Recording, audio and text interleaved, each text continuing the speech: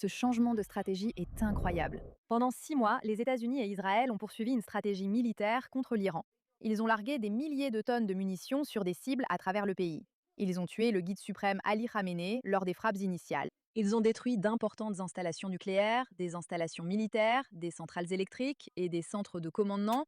Et ces frappes ont vraiment porté un coup dur à l'Iran. Cela a affaibli leur capacité militaire, mais cela n'a pas brisé le régime terroriste.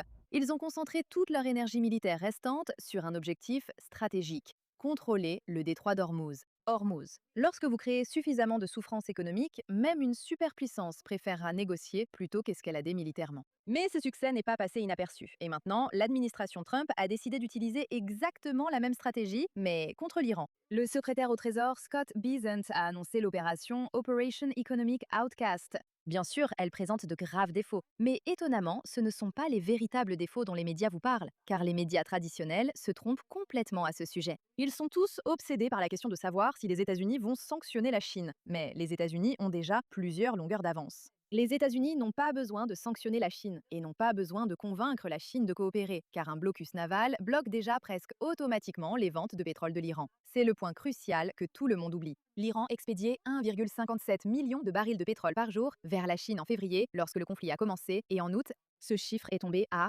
500 000 barils par jour, soit une baisse dévastatrice de 66% en environ 6 mois.